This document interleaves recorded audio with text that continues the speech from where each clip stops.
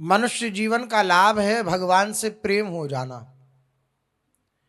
जिस प्रेम के लिए अनंत जन्मों से, अनंत कल्पों से और जब से हम प्रभु से बिछड़े हैं तब से जिस प्रेम के लिए लालायित हैं, उस प्रेम की पूर्ति केवल और केवल भगवत चरणारविंद के आश्रय से ही प्राप्त हो सकती है। उस प्रेम की पूर्ति, उस प्रेम की पूर्णता, हृदय का विश्राम केवल भगवत चरणारविंदों के आश्रय से हो सकता है। जिस विश्राम को प्राप्त पूर्ण समर्पण के द्वारा किया जा सकता है। जो भगवान के पूर्ण समर्पित हो गया, कैसे हो, तो उस पूर्ण समर्पण की चर्चा में ही शरणागति के 15 साधनों की चर्चा अपने जन कर रहे हैं, जिसमें कल 8वां साधन था प्रत्येक परिस्थिति में, प्रत्येक विधान में प्रभु का मंगलमय दर्शन करना। ये विधान मेरे प्यारे के द्वारा भेजा हुआ है। इस बात को हृदय से आनंद पूर्वक स्वीकार करना। क्लेश पूर्वक या स्वीकार करना ही पड़ेगा, ऐसी भावना रखकर जो स्वीकार करता है वे दूसरे नंबर की श्रेणी है, वो दूसरी श्रेणी है। पहली श्रेणी यह है प्रसन्नता पूर्वक अपने प्यारे के प्रत्येक विधान को प्रसन्नता पूर्वक जो स्वीकार करता है वे पूर्ण समर्पण को प्राप्त हो जाता है। ये साधन ऐसे वर्णन करे हैं महापुरुषों ने शोध कर कि जो आपको शास्त्रों में नहीं मिलेंगे। ये शास्त्रों का निचोड़ है। कहीं पर किसी बात का वर्णन है, कहीं पर किसी बात का वर्णन है। भगवान ने स्वयं कहा है शास्त्र जंगल है। कहां कहां पर सुख की अनुभूति होगी। जंगलों में भी ऐसे स्थान होते हैं जहां पर बहुत सुंदर हरियाली, हरियाली तो सर्वत्र होती है, लेकिन कहीं भयावह होती है, कहीं सुखद होती है। तो वो जो उस जंगल का जानकार होता है वे जानता है, बोले आप इधर से इधर जाइए, इधर से इधर जाइए तो आपको ऐसी सुंदर जगह मिलेगी जिसका आपने कल्पना भी नहीं करी होगी। ऐसा कहता नहीं कहता? ऐसे ही शास्त्र जंगल है। यहां भयावह वाटिकाएं भी हैं और सुखद वाटिकाएं भी हैं। सुखद वाटिकाओं का परिचय जंगल का गाइड जानता है। वो कौन है? संत सदगुरुदेव।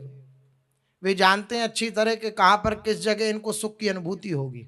तो वही संतों के द्वारा अनुभवीय वचन जिसका उन्होंने अनुभव किया कि हाँ ऐसा ही है और इससे इस सुख का अनुभव हो सकता है, भगवत सुख का अनुभव हो सकता है, वो सब इकट्ठा किया और इकट्ठा करके अपनी वाणी से प्रस्फुरित किया। अपनी वाणी से उस धारा का प्रवाह किया। वाणी जो है संतों की, ये सार है। संतों की वाणी का अगर कोई आश्रय ले ले तो उससे कोई शास्त्र अध्ययन हो पाए या न हो पाए चलेगा। संतों की वाणी शास्त्रों का सार है, निचोड़ है, रहस्य है। तो कैसे शरणागति के दिव्य साधनों का महापुरुष जनों ने इकट्ठा करके वर्णन किया है, जो हमें ढूंढने पर भी नहीं मिलेंगे, वो एक जगह प्राप्त हो रहे हैं केवल महापुरुषों की अनुकंपा से। अब बस महापुरुषों की तो अनुकंपा हो गई, अपनी अनुकंपा अपने ऊपर हो जाए, अपनी कृपा अपने ऊपर हो जाए तो ये जीवन बन जाए। प्रत्येक विधान को भगवान के प्रसन्नता पूर्वक स्वीकार करना।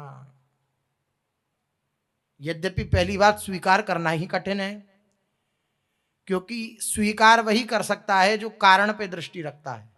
क्रिया पे जो दृष्टि रखता है वो स्वीकृति नहीं रख सकता। अमुक व्यक्ति ने मेरे साथ ऐसा किया, वो अगर ऐसा न करता, ऐसा न बोलता तो मैं ठीक चल रहा था, मैं ठीक था।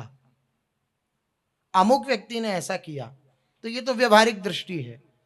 फिर तो वो न साधक है न परमार्थिक है, वो इस साधन मार्ग पे चलने वाला ही नहीं है। सांसारिक दृष्टि जिसकी है वो इस साधन मार्ग पे क्या चल पाएगा। हाँ, इसके बाद फिर दृष्टि आती है भगवान स्वतंत्र हैं, वे जब जैसा चाहें वैसा कर सकते हैं। अब हम उनके दास हैं, हमारे हाथ में तो कुछ है नहीं, अब हमें सहन करना ही पड़ेगा। तो ये जो पड़ेगा वाला चैप्टर है ये दूसरी श्रेणी का है। तीसरी श्रेणी तो संसार की होती है, दूसरी श्रेणी का ये है भगवान सर्व सामर्थ्यशाली हैं, उनके आगे किसी की कुछ नहीं चलती तो मानना पड़ेगा, इसलिए मान लेते हैं। ये दूसरी श्रेणी। पहली श्रेणी क्या है?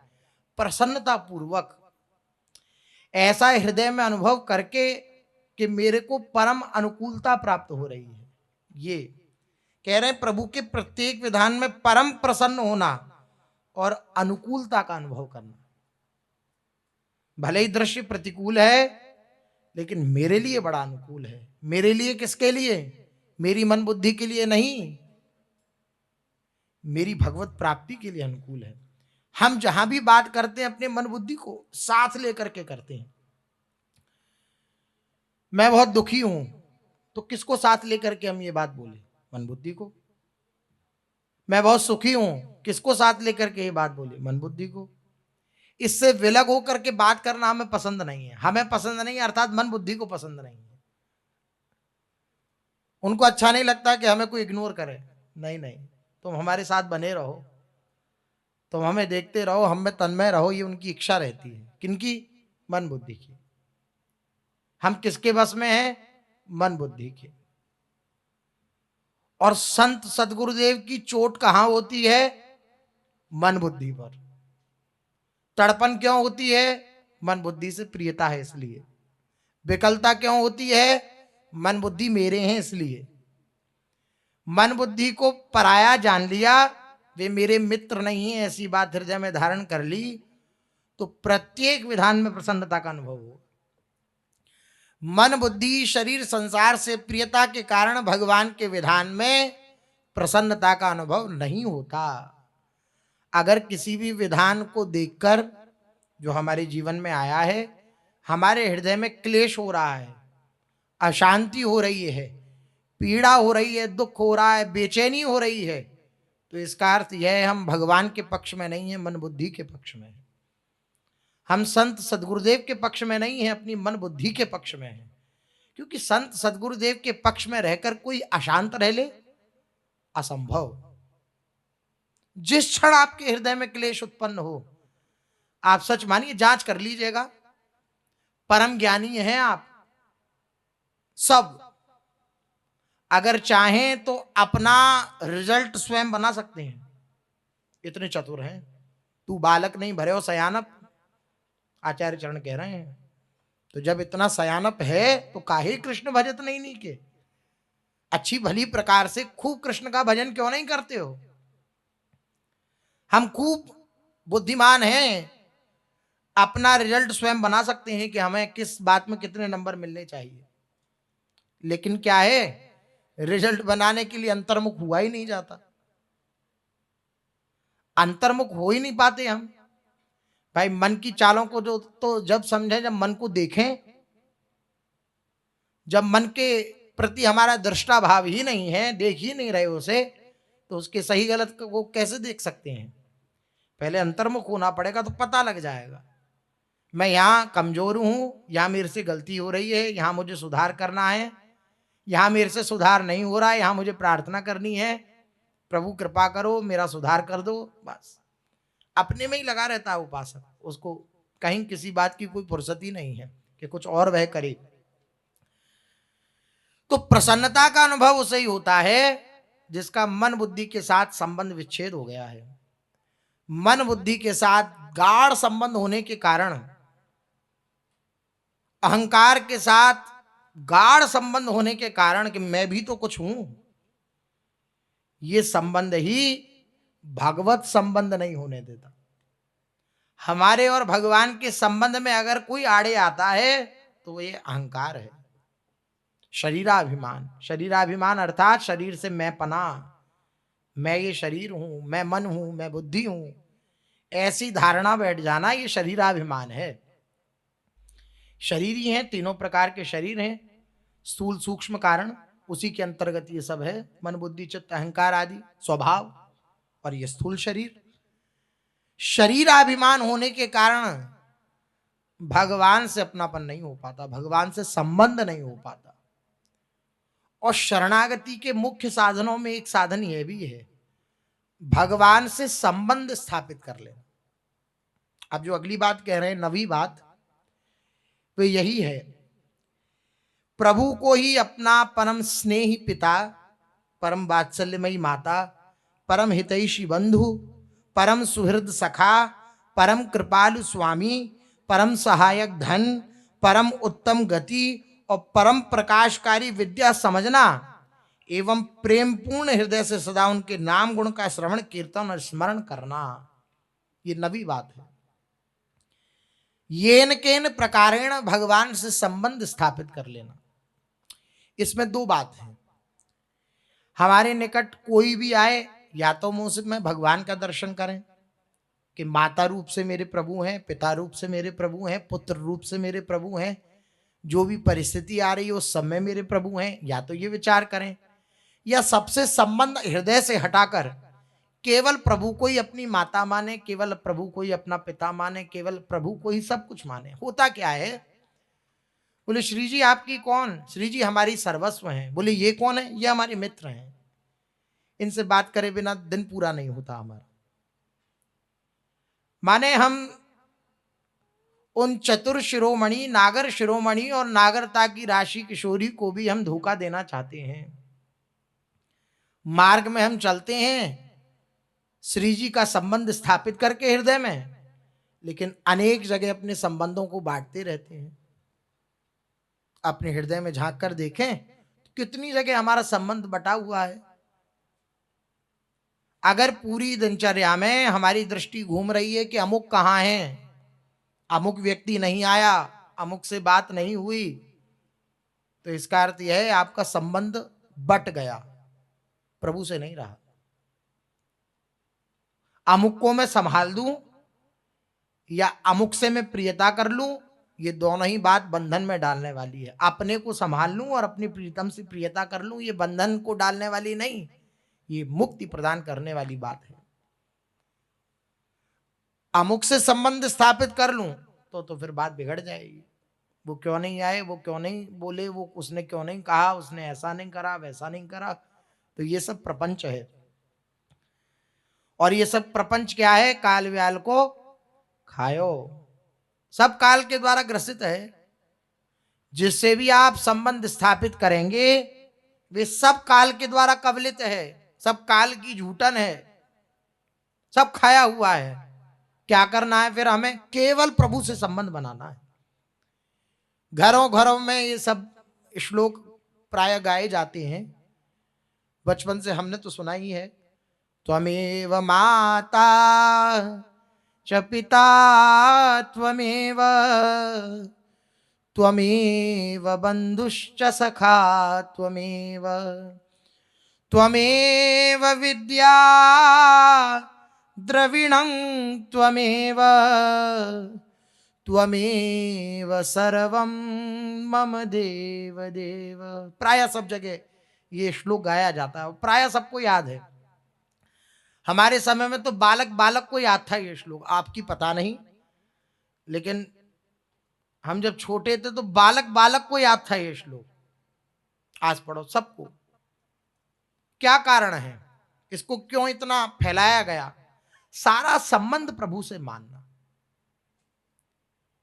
इस माता रूप से मेरे प्रभु, इस पिता रूप से मेरे प्रभु, मेरे द्रविणम, अच्छा धन जो कुछ भी है वो सब मेरे प्रभु हैं, सब कुछ मेरे प्रभु हैं। इस बात को जो हृदय से स्वीकार कर लेता है उसका पूर्ण समर्पण हो जाता है। शरणागति का साधन है भगवान से संबंध स्थापित करना। देख लीजिए, जांच लीजिए, कहीं किसी से ऐसा संबंध तो नहीं है कि जिसके बिना हम रह ना सकें।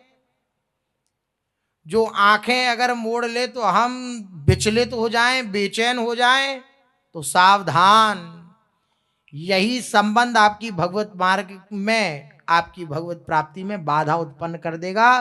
आज समझ नहीं आएगा तो कल समझ लीजिएगा। कहीं भी ऐसा संबंध अगर है तो फिर वो भगवत संबंध में आड़े आ जाएगा।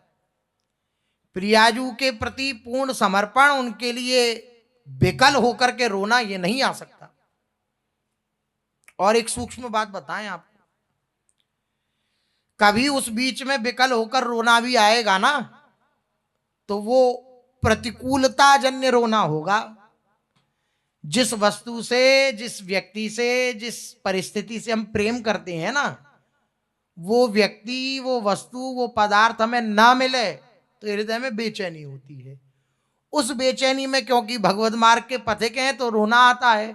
अब हम उस रोने को ये समझ लें कि हम श्री जी के लिए रो रहे हैं, तो ये हमारी बड़ी मूढ़ता है। वो परिस्थितिगत रोना है, वो परिस्थितिगत विकलता है, वो परिस्थितिगत वैराग्य है। ये बड़ी विचित्र स्थिति है। क्यों? जिसके प्रति प्रियता थी उधर से प्रतिकूलता मिली तो वैराग्य हो गया उससे, लेकिन उस वैराग्य के अंदर भी प्रियता बनी हुई है, चिंतन बना हुआ है उसी व्यक्ति का, उसी वस्तु का, उसी स्थान का, उसी परिस्थिति का। तो क्या हो रहा है? ये जिस दृढ़ता को प्राप्त करने के लिए कि श्री जी के चरणों में हमारी दृढ़ता स्थापित हो, हम दृढ़ता पूर्वक श्री जी को अपना माने, वो चैप्टर एकदम बदलता चला जा रहा है और हम संसार को अपना मानते चले जा रहे हैं और इस बात की हमें बिल्कुल सोच भी नहीं है, विचार भी नहीं है। ये बड़ी विचित्र बात है। इसलिए देखते रहें, हमारे और प्रभु के संबंध के बीच में कोई और संबंध तो नहीं आ रहा। अगर आ रहा है तो उस संबंध का ऐसे परित्याग कर दें जैसे किसी की गोदी में अगर जीवित सर्प आ जाए तो वो बिना सोचे विचारे, बिना कुछ भी विचार किए ऐसे झटक देता है। बस ऐसे उस संबंध को झटक दें तो बच जाएंगे।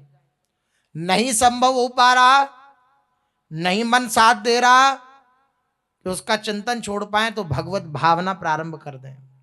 ये मेरे प्रभु हैं, ये मेरे भगवान हैं।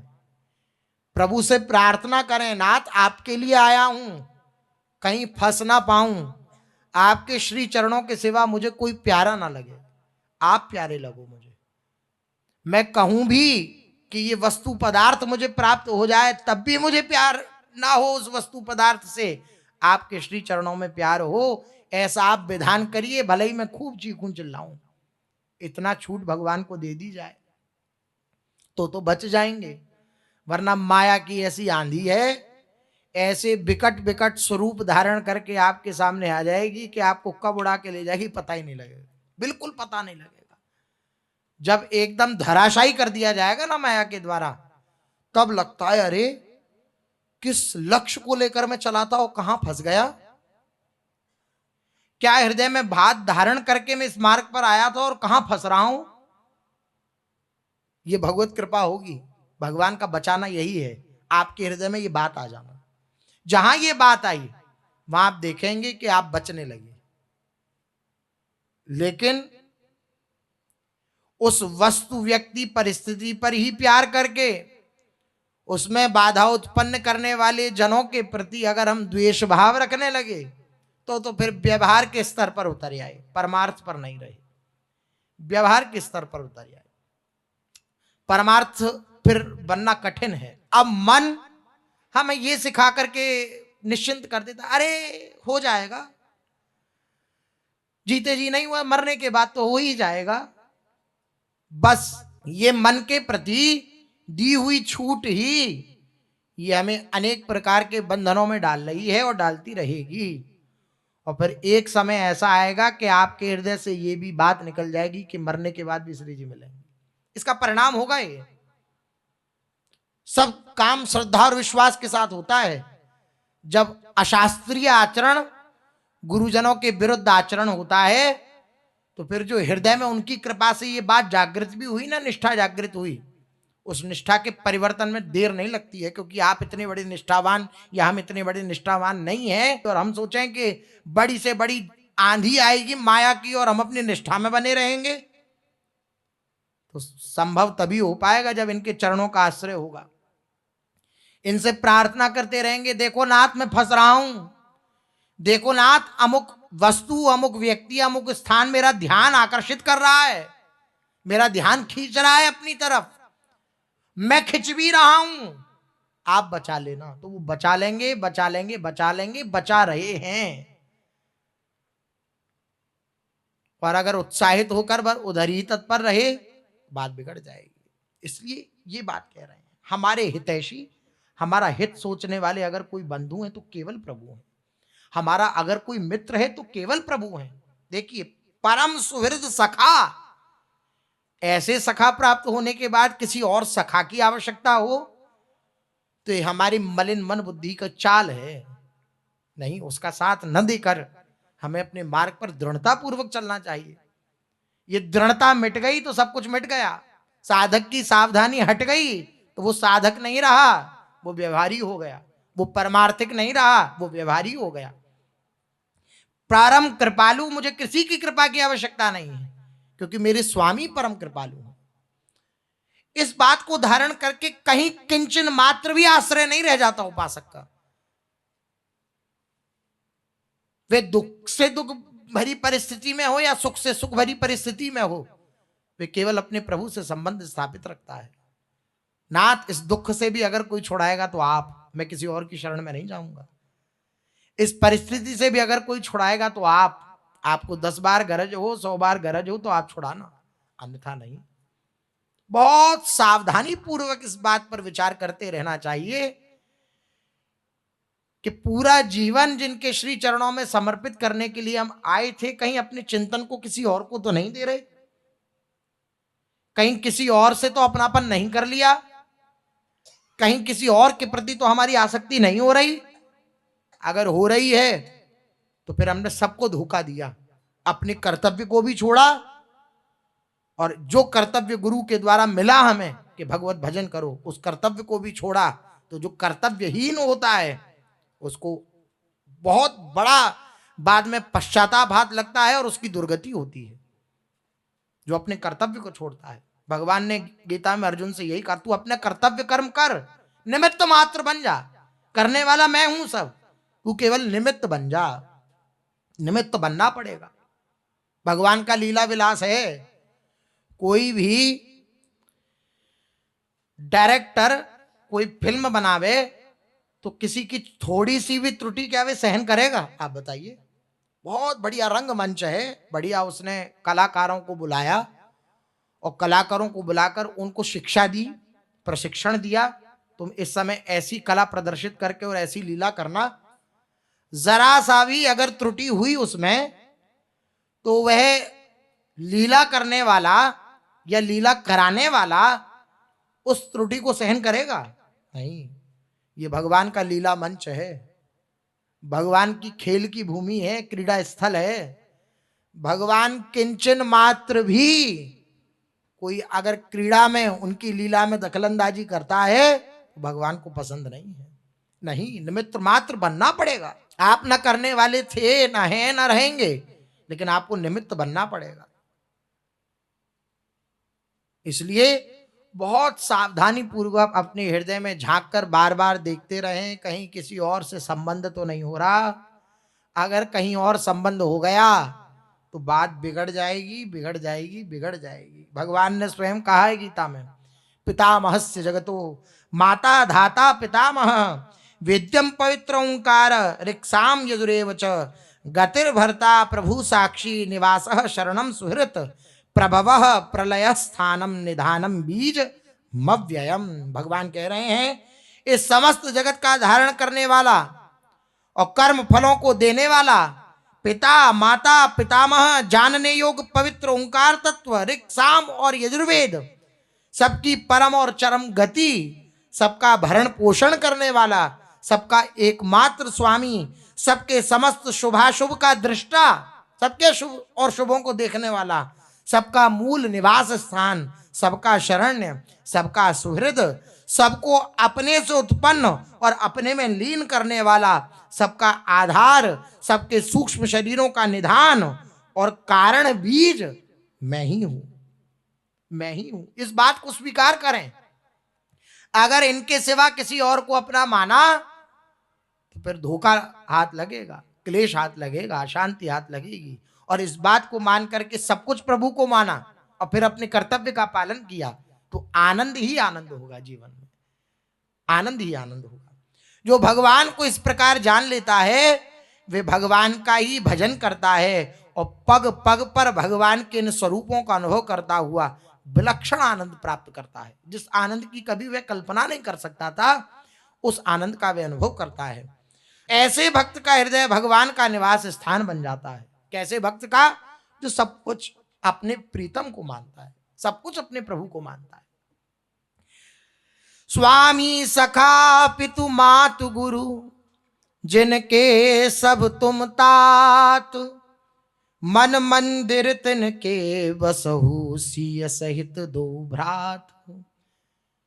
ऐसे उपासक जिन उपासकों के स्वामी सखा पितु मातु गुरु सब कुछ आप हो, भगवान से संबोधित करते हुए कह रहे हैं कि जिनके ये सब आप हो, हे नाथ आप कृपा करो उनके हृदय में जाकर के अपने दोनों भैयाओं के साथ और श्री श्रीयाजू के साथ निवास करो, अर्थात अपनी समस्त मंडली के साथ उसके हृदय में निवास करो जिसका आपके सिवा कोई नहीं है। इस रसमयी उपासना में भजन साधन का इतना बड़ा महत्व नहीं है जितना बड़ा महत्व अपनेपन का है। और इस अपनेपन में जो बाधा उत्पन्न करता है ना, वो शरीर संसार से अपनापन है। अगर शरीर संसार से संबंध बना रहा और हम इस भ्रम में बने रहे कि हम तो श्री जी के हैं, तो इसका प्रभाव होगा। लेकिन जो प्रभाव होना चाहिए वर्तमान में, वो प्रभाव तभी हृदय में जागृत होगा जब सारा संबंध हम श्री जी के चरणों में स्थापित कर देंगे। मेरा कोई नहीं, मैं काहू को नहीं, मेरो को नहीं, मैं किसी का नहीं हूं, मेरा कोई नहीं है, मैं श्री जी का हूं, मेरी श्री जी है। ये बात इस संबंध के आड़े कोई ना आवे, बार बार इसलिए कह रहे हैं क्योंकि मन अपने में इतना तन्मय करके हमें ये विचार ही नहीं करने देता कि मैं अपने मार्ग से भटक रहा हूं, मैं अपने मार्ग से विचलित हो रहा हूं। आप विचार करिए, क्या किसी से मित्रता या शत्रुता करने के लिए इस मार्ग पर आए थे कि ये हमारा मित्र बन जाए या ये हमारा शत्रु हो?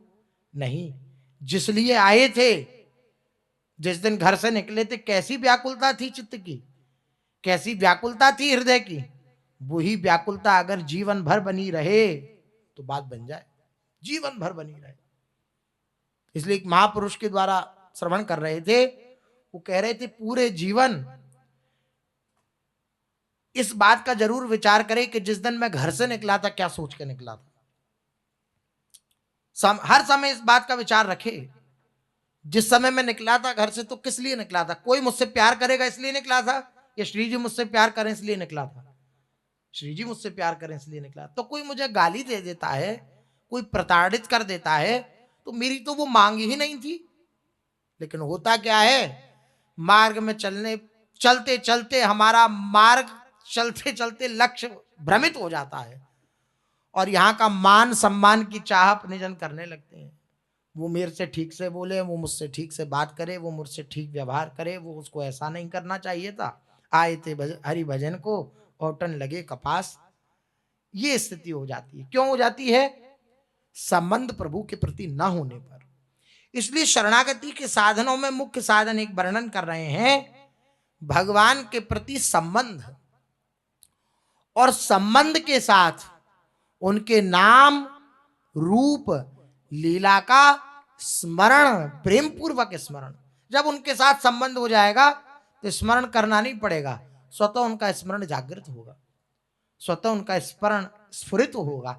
इसलिए बहुत सावधानी पूर्वक अपने जीवन को चलाने का प्रयास करें। संसार में विविध रंग हैं, भगवान की विविध लीलाएं हैं। हमें जिस लीला के लिए गुरुजी ने कहा है कि इस लीला में तुम्हें प्रवेश करना है, हमें केवल उस लीला की तरफ देखना है और किसी लीला की तरफ नहीं देखना।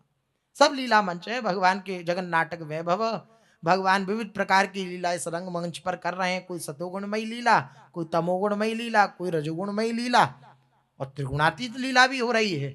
हमारे लिए आदेश यह है कि हम उस त्रिगुणातीत लीला तक पहुंचे, तो हम उसी आज्ञा का पालन करने का भरसक प्रयास करें। जब आप भरसक प्रयास करेंगे ना, और जब आपका प्रयास असफल हो जाएगा और पूर्ण हो जाएगा, तो आप उसी क्षण पाएंगे कि आप अकेले नहीं थे, प्रभु आपकी संभाल कर रहे हैं और आपके प्रयास को वो पूर्ण कर देंगे। हम प्रयास भी नहीं करते और कहते रहते हैं कि हम तो आश्रित हैं, हम तो ऐसे हैं और वो भगवान सब कर देंगे, और फिर अपनी विषय प्रीता को हृदय में जागृत रखते हैं, चिंतन नहीं करते उनका, तो बात नहीं बन पाती। अपना भरसक प्रयास करें। आपके प्रयास से होगा कुछ नहीं, बस ये होगा कि प्रयास करते करते प्रयास की पोल खुल जाएगी, किससे कुछ नहीं होगा। अभी हम कहते हैं कि इससे कुछ नहीं होगा, लेकिन अंदर कहीं ना कहीं बैठा रहता है कि नहीं, कुछ ना कुछ तो करना ही पड़ेगा। तो ये जो कुछ ना कुछ करना ही पड़ेगा, इस बात को भी मिटाना पड़ेगा, तब भगवान का बल जागृत होता है। जब भगवान का बल जागृत होगा तो भगवान अपनी कृपा से प्राप्त हो जाएंगे, अपनी कृपा से मिल जाएंगे। इसलिए खूब भरसक प्रयास करें। जब तक इस प्रयास करने की जो तीव्रता है हृदय की, जब तक शांत ना हो जाए, तब तक खूब प्रयास करें। प्रयास करते करते जब हार जाएंगे तो आप पाएंगे कि आप प्रभु की गोदी में ही हैं, क्योंकि ये अहंकार ही मेरे और प्रभु के बीच में आड़े आ रहा था। जहां हारने पर अहंकार समर्पित हुआ, वहां वे देखेगा कि मैं प्रभु की गोदी में हूं, मैं प्रभु के दुलार में हूं, मैं प्रभु के निज श्री अंग में निवास कर रहा हूं, ऐसा उसे अनुभव होगा। चलते हैं, महाप्रभु श्री चैतन्य देव जी का चरित्र अपने लोग कथन श्रवण कर रहे हैं। श्री महाप्रभु जी की कृपा से और उनकी आज्ञा से श्री नित्यानंद प्रभु गौड़ देश में आए हैं और अद्भुत नाम का डंका चारों तरफ पिटवा दिया। श्री नित्यानंद प्रभु ने अद्भुत नाम की धुन। नित्यानंद प्रभु जो हैं ये गुरु तत्व हैं, पीछे भी अपनी चर्चा हुई है इस विषय पे। गुरु तत्व हैं, प्रभु से संबंध कोई जुड़ा सकता है तो गुरु तत्व, गुरु। प्रभु और हमारे बीच में हमारे संबंध की कोई स्मृति दिलाता है। हमारा संबंध तो अखंड है, किसी के द्वारा कराया नहीं जाता, लेकिन उस संबंध की पुनर्जागृति होती है। वह किसके द्वारा होती है? गुरुदेव के द्वारा होती है। भगवान की तरफ से तो पहले से है ममई वांशो जीव लोके जीव भूत सनातन, तुम मेरे अंश हो, तो भगवान की तरफ से तो संबंध स्थापित है। जीव उस संबंध को स्वीकार कर ले तो उस स्वीकृति को कौन कराता है? गुरुजन कराते हैं। तो ये जो नित्यानंद तत्व है ये गुरु तत्व है। जो जो श्री नित्यानंद प्रभु की शरण में आता है वे भगवत संबंध से युक्त हो जाता है, भगवान उसे प्रिय लगने लगते हैं, भगवान के प्रति प्रियता जागृत हो जाती है उसकी। नित्यानंद प्रभु पानीहाटी ग्राम में 3 मास ठहरे। 3 मास तक पानीहाटी ग्राम में ही श्री महाप्रभु ठहरे और अद्भुत सुख की वर्षा हुई। 3 मास पानीहाटी में नाना रूप लीला विलास द्वारा वहां के लोगों को प्रेमोन्मत्त करने के पश्चात अब नित्यानंद महाप्रभु आगे बढ़े, अपनी प्रेम वाहिनी को, अपने प्रेम साम्राज्य का आगे विस्तार करने के लिए। वाहिनी कहते हैं सहना, तो ये प्रेम वाहिनी है नित्यानंद प्रभु की, प्रेम वाहिनी। कैसी प्रेम वाहिनी है? बोले प्रेम वाहिनी, अच्छा वाहिनी में तो ढाल तड़वाल होते हैं, सब मार धाड़ के सब अस्त्र शस्त्र होते हैं, तो ये प्रेम वाहिनी कैसी है? कह रहे हैं वाहिनी ढाल तलवार और कवचादि से सुसज्जित होकर जैसे जाती है। वाहिनी की साज सज्जा निराली थी। रंगिया सेनापति का संकीर्तन मल्लवेश था, संकीर्तन मल्लवेश। उनके सिर पर थी रंग बिरंगी लटपटी पगड़ी, शरीर पर नील पीतादि रंगों के चित्र विचित्र वस्त्र, कानों में कुंडल, कंठ में रत्नहार, दोनों हाथों में स्वर्ण वलय, उंगलियों में रत्न जड़ित अंगूठियां, चरणों में नूपुर, ललाट पर तिलक, गले में शुभ्र सुगंधित मल्लिका मालती पुष्पों की माला और कमर में वेत्र। सिपाही भी थे, ब्रज के बाल गोपालों की तरह गुंजा माला, शिंगा, बंसी आदि से सुसज्जित। वाहिनी क्या, वाहिनी जैसे वो बजाती जाती है ना, तुरही आदि और ये सब ढोल आदि तासे, तो बोले क्या बजाते? नहीं, वाहिनी श्रृंगार बंसी की मधुर गूंज के साथ भाव भक्ति की हुंकार गर्जन कर रही है।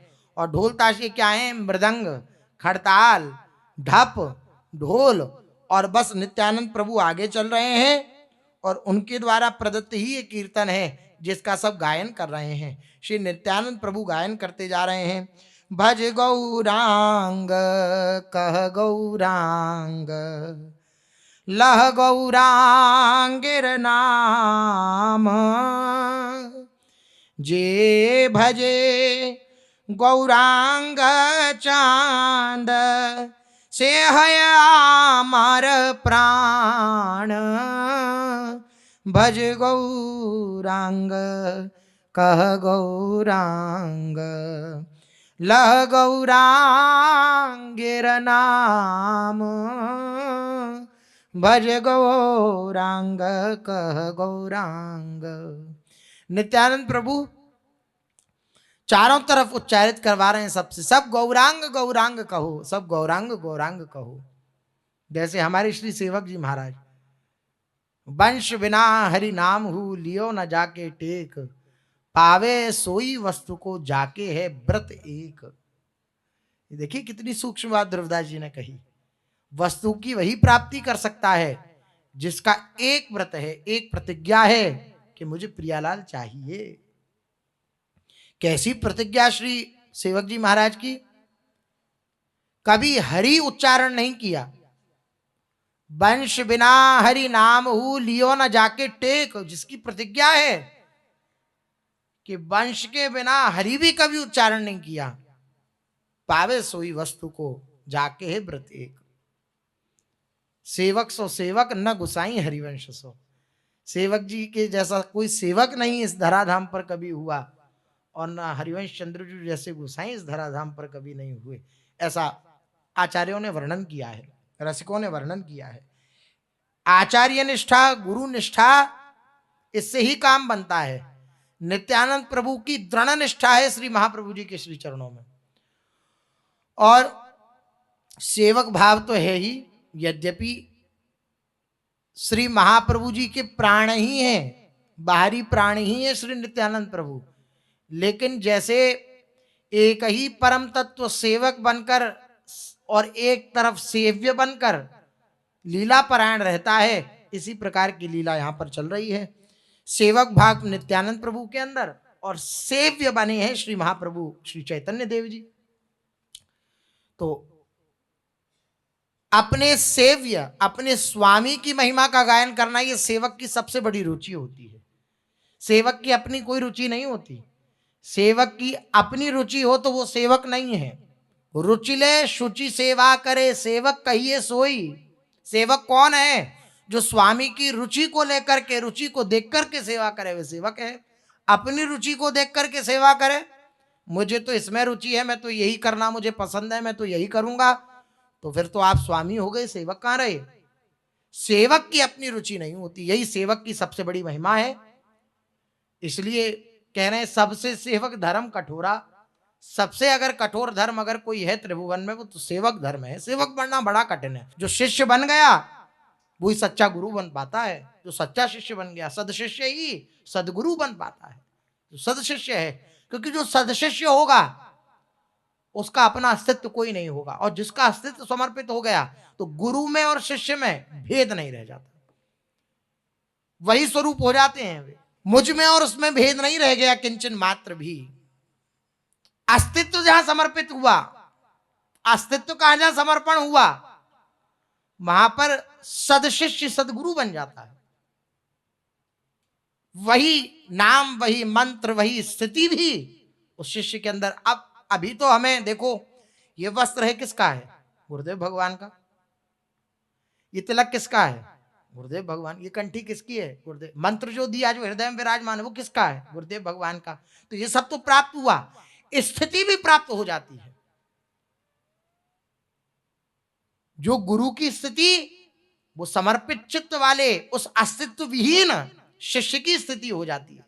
इसलिए वो वही हो जाता है। तिनमें तो कछु अंतर नाही, संत कहो चाहे राम। तिनमें तो कछु अंतर नहीं, फिर अंतर नहीं रह जाता, फिर निरंतर हो जाता है। पूज्य सदगुरुदेव भगवान कहते हैं जब तक अंतर है तब तक निरंतर नहीं है, और जब अंतर हटा तो निरंतर है, फिर तब निरंतर संबंध स्थापित हो जाता है। ऐसे ही श्री नित्यानंद महाप्रभु और श्री चैतन्य महाप्रभु दोनों में यद्यपि किंचन मात्र भी भेद नहीं है, लेकिन फिर भी एक सेवक का स्वांग कर रहे हैं, एक स्वामी का स्वांग कर रहे हैं। सेवक का स्वांग करना अर्थात सेवक की रुचि स्वामी की रुचि है। सेवक का आह्लाद यही है कि स्वामी की जय जयकार हो। तो वह भज गौरांग, भज गौरांग, कह गौरांग, लह गौरांगेर नाम रे, ऐसा उच्चारण सबसे करवा रहे हैं।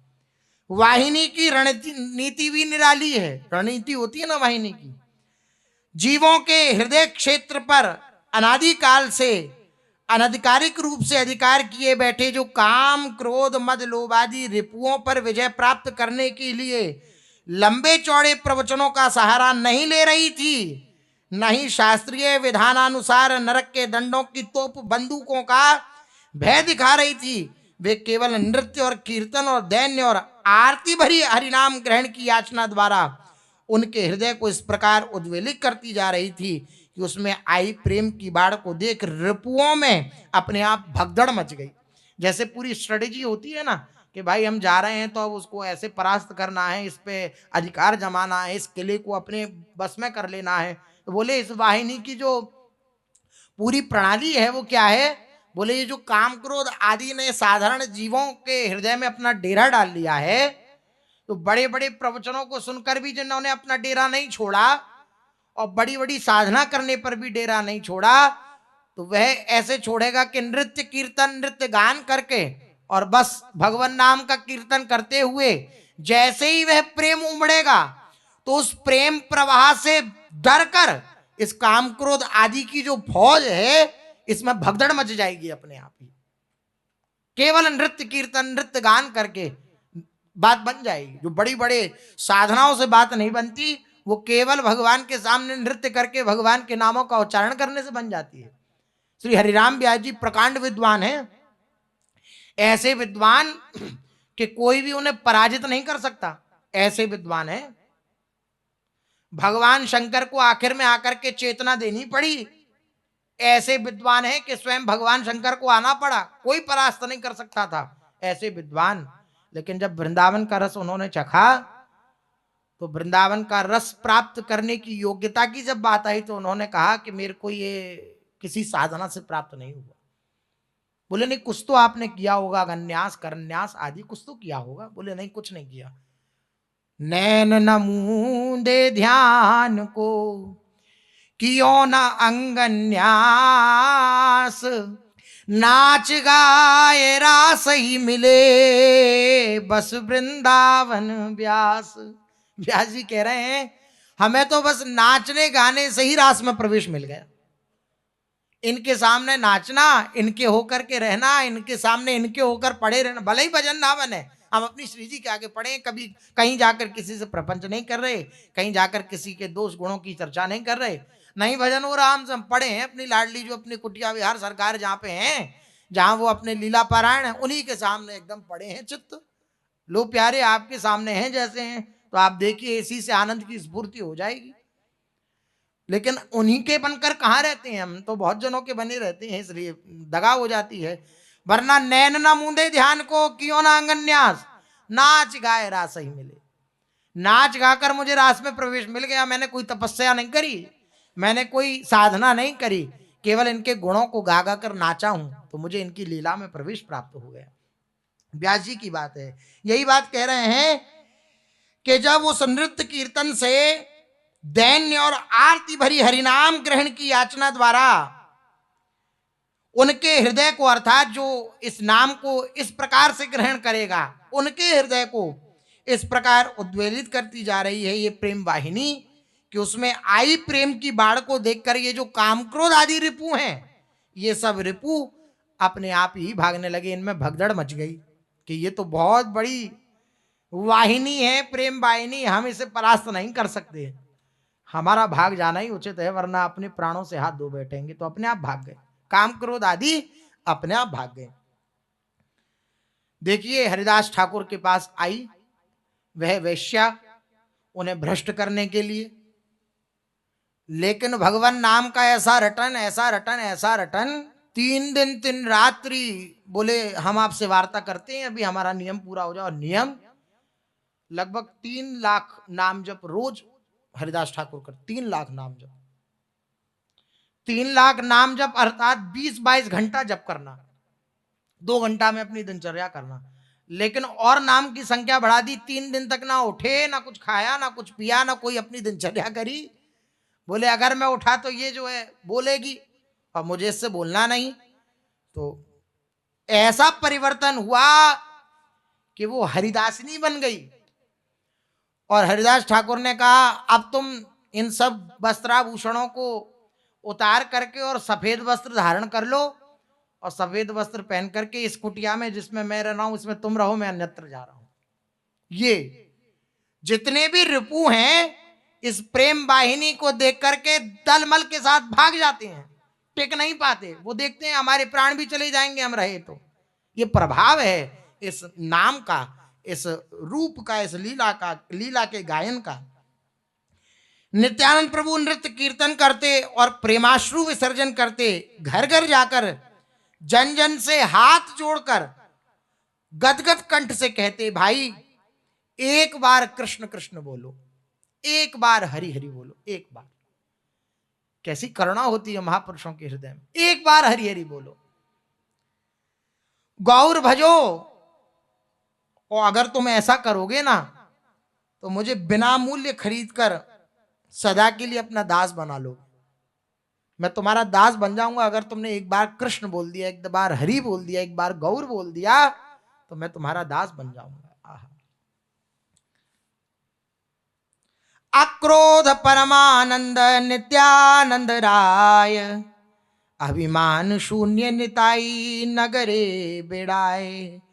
जे न लय तारे बले दंते तृण धरी, आमारे किनिया लह बल गौर हरि। उनका हृदय विदारक दैन्य और आरती देख लोग उन्हें खरीदने की बजाय स्वयं उनके हाथ बिक जाते, उनका दैन्य देखकर। श्री नित्यानंद प्रभु का। नित्यानंद प्रभु एड़ियादह ग्राम में गदाधर दास के घर और खड़दह में पुरंदर पंडित के घर रुककर नृत्य कीर्तन द्वारा वहां के जन समूह के हृदय को उद्वेलित करते हुए सप्तग्राम पहुंचे। सप्तग्राम में त्रिवेणी घाट पर रहते परम भक्त उद्धारण दत्त, जो वहां के वाड़िक समुदाय के नेता थे, नित्यानंद प्रभु ने उद्धारण दत्त को आत्मसात किया और उनके साथ वाणिक समाज जितना भी उनको पक्ष में किया, पहले उदाहरण दत्त को, और फिर सबको अपने कृपा पाश में बांध लिया। श्री महाप्रभु जी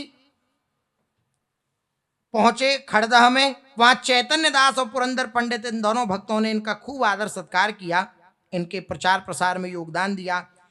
इस प्रकार लोगों को प्रभु प्रेम में प्लावित बनाते हुए महामहिम नित्यानंद जी सप्तग्राम में पहुंचे। उस समय सुवर्ण वणिक जाति के लोग उनके हाथ का जल पीना तो दूर रहा, बड़े बड़े पंडित विद्वानों ने स्पर्श करने से घृणा करते थे। ऐसी स्थिति थी उस समय। नित्यानंद जी ने सबसे पहले इन्हीं लोगों को अपनाया। ये लोग संपत्ति तो शाली तो थे, इस बात के लिए बड़े लालायित बने हुए थे कि किसी प्रकार हमारा भी परमार्थ पथ में प्रवेश हो, क्योंकि बाकियों ने तो निष्कासित कर दिया था। तो इनके हृदय में ये भावना थी कि संपत्ति तो है लेकिन पारमार्थिक संपत्ति भी प्राप्त हो, ऐसी इनके हृदय में भावना थी। इस बात के लिए बड़े लालायित थे ये। नित्यानंद जी ने इनके इस हृदय की भावना को और इनके हृदय में जो एक खिन्नता थी उस खिन्नता को मिटाया और उद्धरण दत्त नामक एक धनी स्वर्ण वणिक के घर पर जाकर ठहरे और सभी स्वर्ण वणिकों को भगवत भक्ति का उपदेश देने लगे। इनके प्रभाव से स्वर्ण वणिकों में बड़ी भारी जागृति उठी। यह इनके लिए बड़े ही साहस का कार्य था, श्री नित्यानंद प्रभु के लिए। इस बात से ये इनका जो संकल्प था कि जीव उद्धार होना चाहिए, उसमें तत्पर रहे। पीछे से इनकी निर्भीकता और सच्ची लगन के सामने सभी लोगों ने इनके चरणों पर सिर नवा दिया। स्वर्ण वर्णिकों के अपनाने से इनका नाम चारों ओर फैल गया कि जिसको कोई नहीं अपनाता था उसको नित्यानंद प्रभु ने अपनाया, तो इनकी ख्याति फैल गई और लोग भांति भांति से इनके संबंध में बड़ी आलोचना प्रत्यालोचना करने लगे। सप्तग्राम के आसपास के गांवों में भगवान नाम का प्रचार करते हुए अब श्री नित्यानंद महाप्रभु शांतिपुर में पहुंचे। शांतिपुर में कौन विराजमान है? अद्वैताचार्य। अद्वैताचार्य के निकट श्री महाप्रभु श्री नित्यानंद प्रभु पहुंच रहे हैं। वहां पर क्या लीलाक्रम हुआ सो शेष चर्चा आगे। श्री राधा वल्लभ लाल की